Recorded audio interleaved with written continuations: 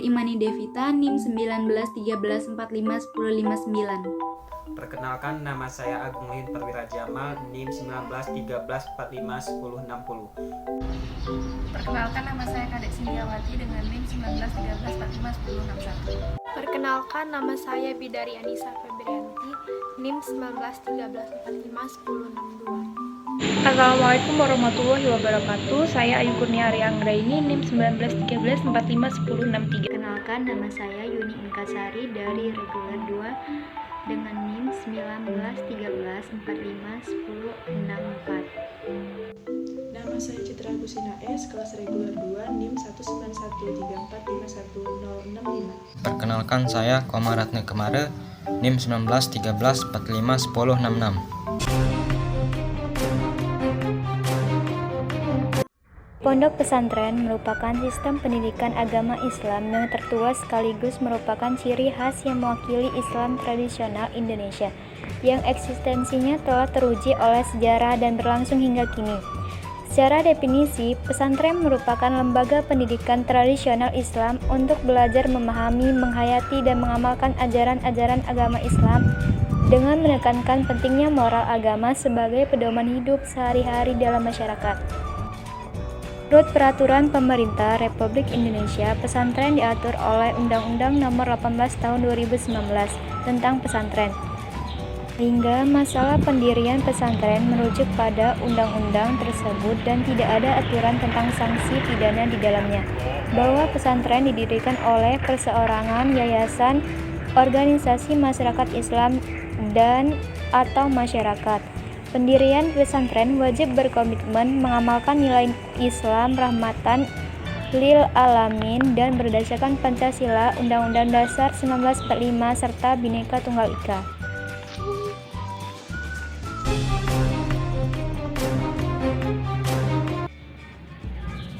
Apa harus diinspeksi?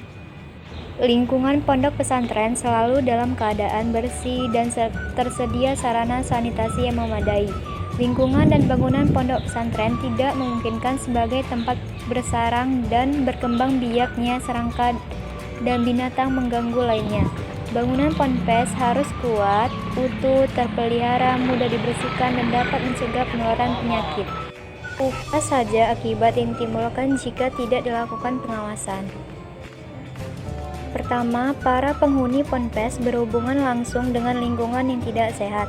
Kedua, kurangnya pengertian dari mengenai masalah kesehatan. Ketiga, kurangnya fasilitas sanitasi yang baik, adanya kemungkinan besar terjadinya penularan penyakit. Apa saja bagian yang harus diawasi dalam sanitasi pondok pesantren? Pertama, konstruksi bangunan. Lantai terbuat dari bahan yang kuat, kedap air, permukaan yang rata dan mudah dibersihkan. Kedua, konstruksi bangunan. Dinding, permukaan harus rata, berwarna terang dan mudah dibersihkan. 3. Konstruksi bangunan. Ventilasi dapat menjamin pergantian udara di dalam kamar atau ruang dengan baik. Konstruksi bangunan. Atap kuat, tidak bocor dan tidak menjadi tempat perindukan serangga dan tikus. Langit-langit kuat, berwarna terang dan mudah dibersihkan. Pintu kuat, dapat mencegah masuknya serangga, tikus, dan binatang pengganggu lainnya. Jaringan instalasi. Pemasangan jaringan instalasi air minum, air limbah, dan gas harus rapi, aman, dan terlindung.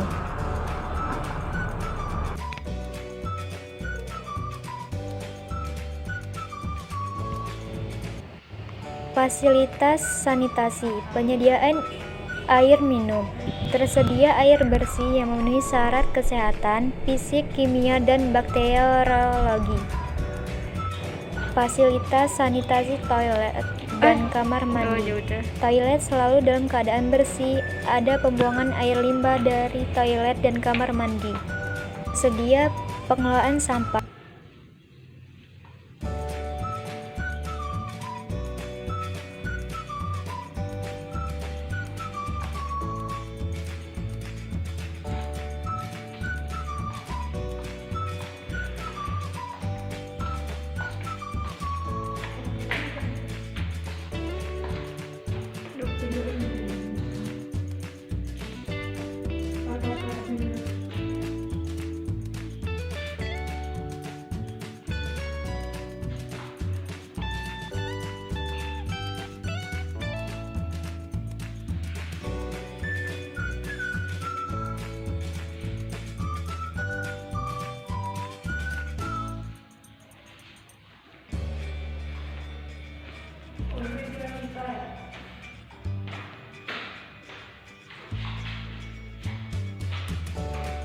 Pengelolaan sampah yang dilengkapi dengan penutup. Tempat sampah terbuat dari bahan yang kuat, tersedia tempat pembuangan sampah sementara yang mudah dikosongkan.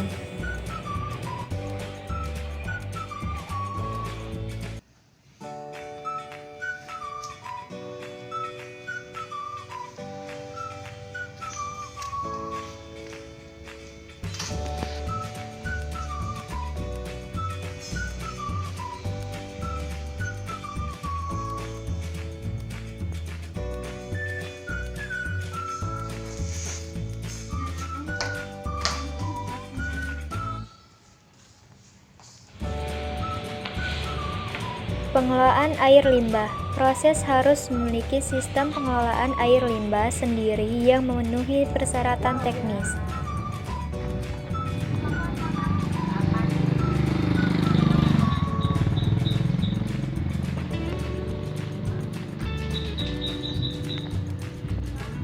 Panjang juga ya. Itu aja ya.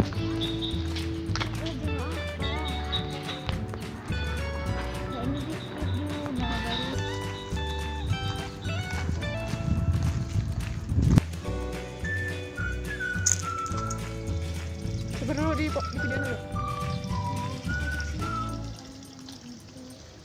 Ya udah nggak boleh ke.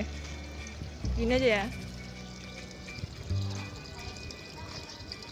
Coba.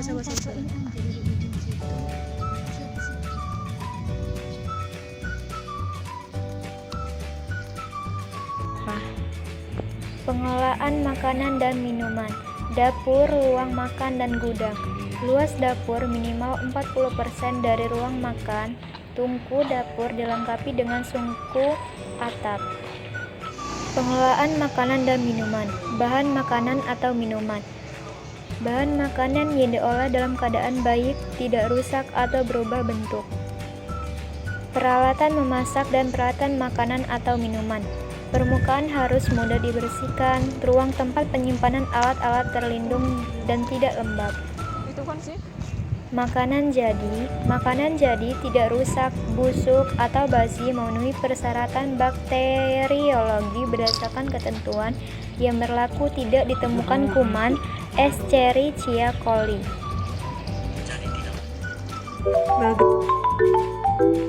Kesimpulannya yaitu mengetahui kondisi kesehatan lingkungan dan bangunan pada pesantren Al-Hikmah.